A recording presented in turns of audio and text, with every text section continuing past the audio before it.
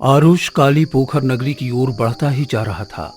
रात के अंधेरे में उसको यही नहीं पता था कि वो आखिर कौन से रास्ते पे उतर गया है, और बस वाले ने भी तो आगे जाने से मना कर दिया था। ये कौन सा रास्ता है? मुझे तो अपने शहर जाना था। अभी तो मेरा शहर यहां से बहुत दूर है। मुझे तो यही नहीं पता कि ये जगह कौन सी है। अब दूर दूर तक न तो कोई टैक्सी नजर आ रही है और न कोई बस। मेरी आंखें क्या लग गई, बस वाले ने न जाने कहां ही उतार दिया और मैं जल्दी में कुछ देख भी नहीं पाया। आरुष चलते चलते काली पोखर नगरी में पहुंच गया। कुछ दूरी पर आग जलाकर कोई बूढ़ा बैठा हुआ था। आरुष उसी के पास चला गया। काका, ये कौन सी जगह है? बूढ़े ने एक सनसनी नजर आयुष पे डाली। वो आदमी बूढ़ा था और उसकी आंखें लाल थी। उसकी बेचैनी बता रही थी कि वो किसी की प्रतीक्षा कर रहा था। उस बूढ़े ने आयुष को देखकर तुरंत अपने चेहरे के हाव भाव को बदला और शांति से बोला, कौन हो बेटा, और इतनी रात में इस सुनसान जगह पे क्या कर रहे हो? काका, मैं अपने घर जा रहा था। रास्ते में आंख लग गई, पता नहीं लगा कि कौन सी जगह है, तो बस जहां बस वाले ने उतार दिया उतर गया। अब नींद में इतना था कि देख भी नहीं पाया कि यह जगह कौन सी है। कोई बात नहीं बेटा, जवानी की नींद होती ही ऐसी है। तुमको फिक्र करने की जरूरत नहीं है। पास में ही मेरा घर है, वहां रुक जाओ। कल सुबह बस आएगी तो चले जाना। भूख भी लगी होगी ना? मुझे आप अपने घर ले जाने की बात कर रहे हो? ये मेरे लिए सौभाग्य की बात है, नहीं तो मैं तो डर ही गया था। आज रात इतनी ठंडक में कहाँ रहूंगा, कहाँ जाऊंगा? बेटा, इंसान ही इंसान की मदद करते हैं। मेरा भी एक बेटा था जो शहर जाके बस गया, फिर कभी मुझसे मिलने नहीं आया। मैं हर रात यहीं बैठकर उसकी प्रतीक्षा करता हूँ, क्योंकि हर रात को यहाँ शहर से बस आती है। इसी उम्मीद में रहता हूँ, क्या पता कोई दिन मेरा भी बेटा वापस आ जाए। आप फिक्र न कीजिए काका, एक दिन आपका बेटा जरूर वापस आएगा। बूढ़ा आयुष को लेकर अपने घर की ओर बढ़ गया। वहीं पेड़ के पीछे किसी की लाल आंखें आरुष का पीछा कर रही थी। आरुष बूढ़े के साथ घर के अंदर चला गया। घर में गहरा सन्नाटा था। बेटा, तुम बैठ जाओ, अभी मैं अपनी बेटी से बोलकर तुम्हारे लिए खाना लगवाता हूँ। आरुष को भूख इतनी जोर से लगी थी कि वो मना नहीं कर पाया और सुकून की सांस ली। कुछ ही देर में एक सुंदर स्त्री, जिसने लाल रंग का सिंपल सूट और बड़े बड़े झुमके और बड़ी बड़ी चोटी बनाई हुई थी, हाथ में खाना की थाली लेके अंदर आई। उसने सर झुकाकर आयुष को खाना दिया। खाना खा लीजिए। आरुष उसकी सादगी और सुंदरता में इतना खो गया था कि उसको एक बार भी आवाज सुनाई नहीं दी। जब लीलावती ने देखा आरुष घूर घूर कर उसको देख रहा है, तो वो थोड़ी सी शर्माई। आप खाना खा लीजिए, उसके बाद जल्दी सो जाना। सुबह 6 बजे ही यहाँ से बस गुजरेगी, वो आपको शहर छोड़ देगी। पिताजी गांव के बाहर बस रोकने को बोलने गए हैं। शुक्रिया आपका और आपके पिताजी का, जो आपने एक मुसाफिर को खाना और रात गुजारने को छत दी। लीलावती ने हल्की सी मुस्कुराहट दी और चली गई। आरुष खाना खाकर सो गया।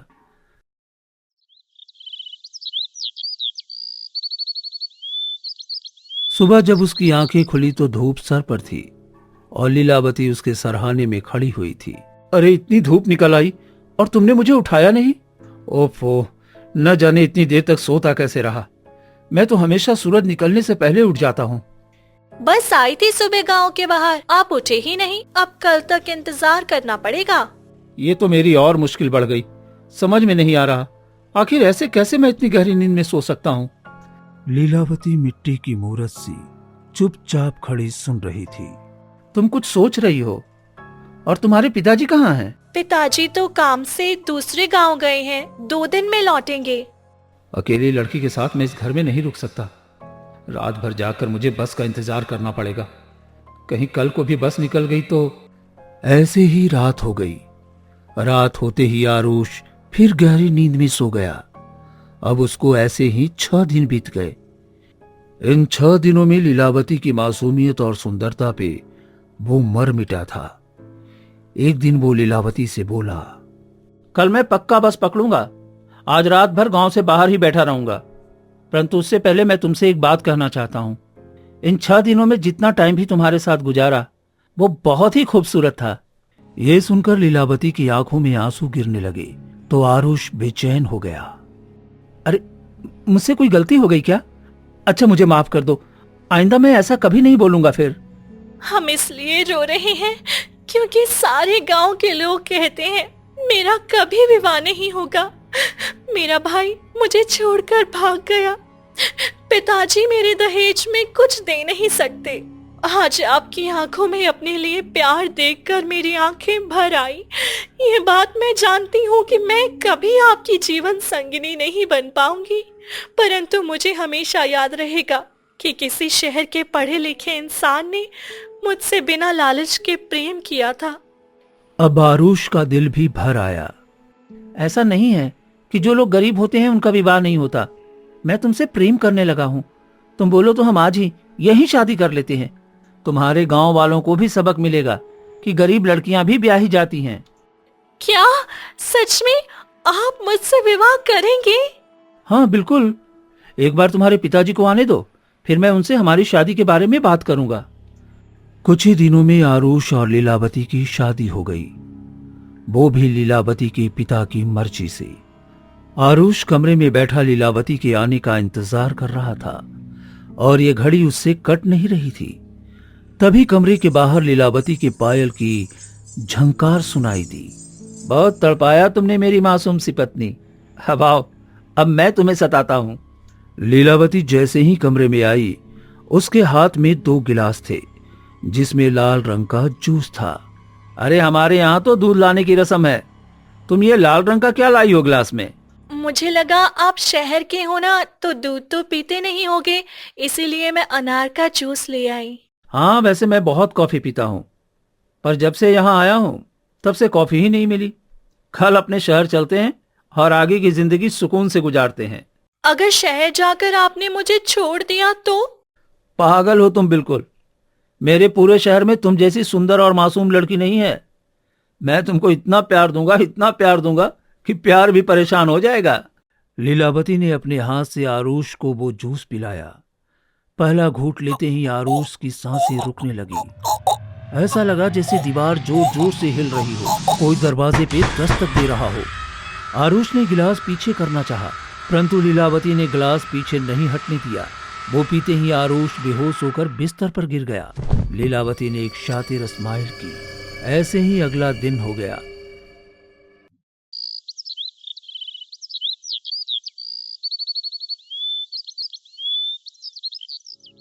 सुबह उठकर जैसे ही आरुष बाहर आया, लीलावती चूल्हे पे खाना बना रही थी।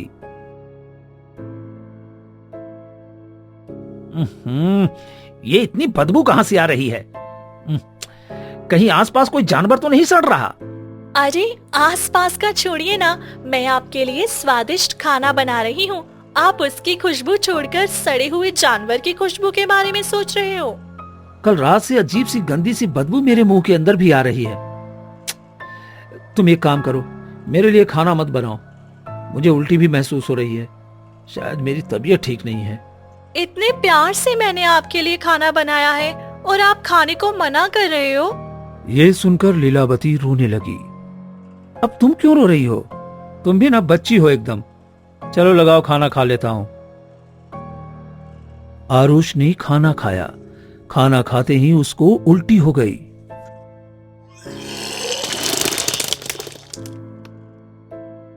उल्टी होते ही लीलावती ने शातिर स्माइल की और फिर जल्दी से बोली, आप कमरे में जाकर आराम करो, आपकी तबीयत सच में ठीक नहीं है। अरे, आज मुझे अपने शहर जाना था।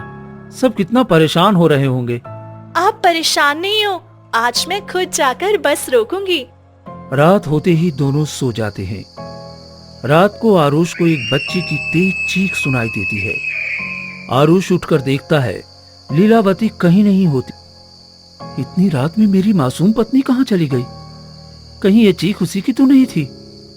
वो घर में सब जगह देखता है और घर से बाहर निकल जाता है। लीलावती पेड़ के नीचे बैठकर एक छोटी सी बच्ची का मांस नोच नोच कर खा रही थी। ये सब देखकर आरुष की आंखें फटी की फटी रह गई। लीलावती का सुंदर चेहरा धीरे धीरे एक डरावने चेहरे में बदल गया, जिसको देखकर आरुष की सांस रुक गई। अरे ये क्या? ये तो लीलावती है। इसका चेहरा इतना खौफनाक कैसे हो गया? ये इंसानी बच्ची का मांस क्यों खा रही है? मुझे लगता है इस पे किसी ने जादू कर दिया है। मुझे इससे बात करनी होगी। मेरी पत्नी है ही इतनी सुंदर, जरूर किसी ने उससे दुश्मनी निकाली होगी। और गांव में जादू टोना बहुत चलते हैं। मुझे अपनी पत्नी को ठीक करना ही होगा। वो जैसे ही आगे बढ़ने लगा, एक बूढ़े पंडित ने उसका हाथ पकड़कर खींच लिया। अपनी आंखों पर से पट्टी उतारो इश्क की। ये इंसान नहीं, एक आदमखोर है। इसने गांव के सभी लोगों को मार के खा लिया। ये आखिरी बच्ची थी, इसने आज इसका भी अंत कर दिया। कल लीलावती ने इस बच्ची की मां को खाया था, क्योंकि बस वालों ने इनको यहाँ छोड़ दिया था। ये आप क्या कर रहे हो? मेरी पत्नी आदमखोर, और ये बस वाले ने इस बच्ची की माँ और इसको यहाँ क्यों उतारा? मेरा मतलब है, बस वाले ने मुझे भी यहीं उतारा था। मैं जानता हूँ, जिस दिन तुम इस गांव में आए उसी दिन से मैं इंतजार कर रहा था कब तुम घर से बाहर निकलोगे और गांव खाली देखकर खुद ही सब समझ जाओगे। पंडित जी, लीलावती की सुंदरता में मैं ऐसा फंसा कि बाहर निकलने का ख्याल ही नहीं आया। अरे अब तुम भाग जाओ यहाँ से, इससे पहले कि ये तुम्हारा शिकार करे। तभी पीछे से लीलावती खौफनाक आवाज आई। बूढ़े पंडित, आज मैं तुझको जीतने नहीं दूंगा। आरुष शहर जाके ही रहेगा, और ये खबर शहर तक पहुंचनी बहुत जरूरी है। आरुष तुम भाग जाओ। आरुष तेज तेज कदमों से भागने लगा।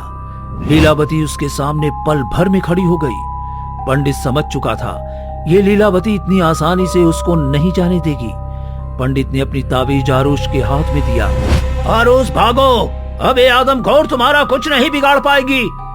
आरुष तेजी से गांव से बाहर की ओर भागा। लीलावती ने पंडित पे हमला कर दिया।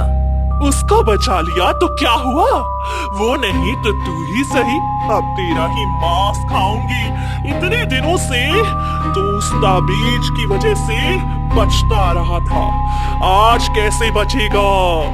मेरा मांस खा ले, लेकिन याद रख ये तेरा आखिरी मांस है। लीलावती ने पंडित को मार डाला, और आरुष की जान की कीमत पंडित ने अपनी जान दे के चुकाई। परंतु उसके बाद फिर कोई बस उस रास्ते से नहीं आई